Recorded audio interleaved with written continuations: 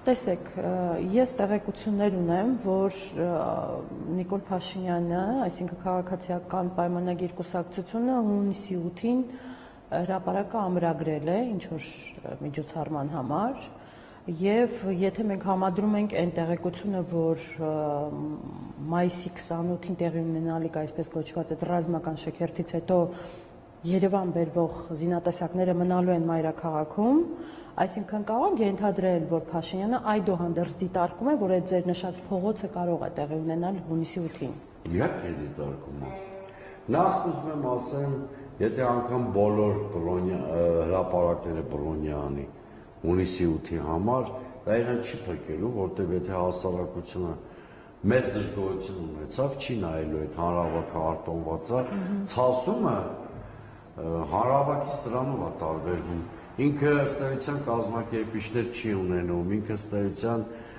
մոդելավորում չի սիրում, ինքը ինքնաբուխ առաջացող բան է, սա մեկ։ Նիկոլ Փաշինյանը չի կարող այդ վտանգը չզգալ կամ այդ ռիսկը չզգալ, որովհետև ինքը հատկապես Երևանում առերեսվում է իր նկատմամբ հասարակության զզվանքի փաստի հետ։ Մենք տեսնում ենք, չէ, երբ որ նա Երևանում է շրջում, օրը առնվազն մեկ շատ խոշոր սկանդալ լինում է։ Գիտեք,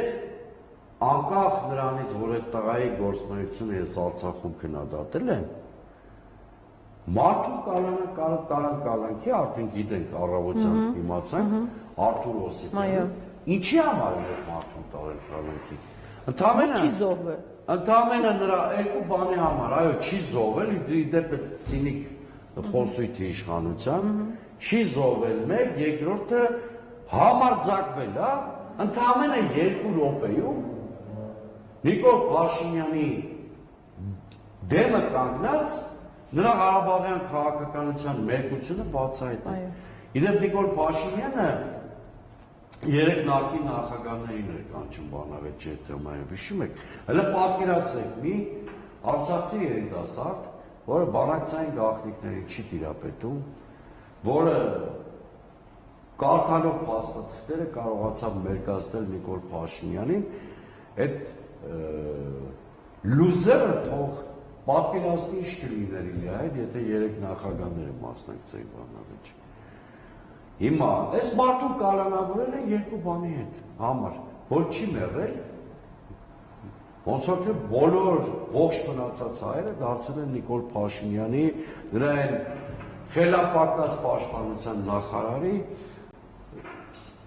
թշնամիները, այսինքն որը չի մահացել, փաստորեն իր ողքերին թշնամին է դարձել։ Եվ այս մարդու մեղքը փաստորեն չմեռնելն էր եւ Նիկոլ Փաշինյանը չհամաձայնվել։ Դրա համար այս մարդը գնացել է կալանքի։ Հասկանում եք։ Այսինքն փողոցում Նիկոլ Փաշինյանին հանդիպելը դարձել է մեղք։ Դե եթե կամ այդ հղի կնոջ պատմություն ալնելու, մահանալու են մարդիկ։ Ես ուզում եի դա հիշեցնել, որ եթե մեր երկրում նախընտրական պաստառ պոկելու համար մարդուն հասցնում են հոգեբուժարան եւ իդեպ ընտրաշան նաեւ դրանով տարբերվեց, եկեք չասենք ինչ։ Դրանով տարբերվեց։ Տեսեք 2008-ին էլ է դաժան բանը ունեցել, բայց այդ հետընտրական կոշտ բախման ընթացքում է տեղի ունեցել 10 զոհերի։ Բայց որ նախընտրական փուլում քաղաքական պատճառով մարդ մահանար։ Այո։ Այն էլ իշխանության ռեպրեսիայի հետևանքով։ Սա ուղղակի նախ այդ պաստառ պոկելը ես ուզում եմ մեր հեռուստադիտողներ իմանա, դա քրեորեն պատժելի արարք չի։ Չի խրախուսում, բայց դա քրեորեն պատժելի արարք չի։ Դա վարչական իրավախախտում է, որի համար 100 թե 150 հազար դրամ տուգանք է հասնում, այսինքն այդ մարդուն ազատությունից զրկելու իրավունք էլ չունեին։ Բայց քանի որ նորին գերազանցության պաստառներ փոքել, իսկ այն բանը դիկտատորական։ Սա եւս մեկ ապացույց։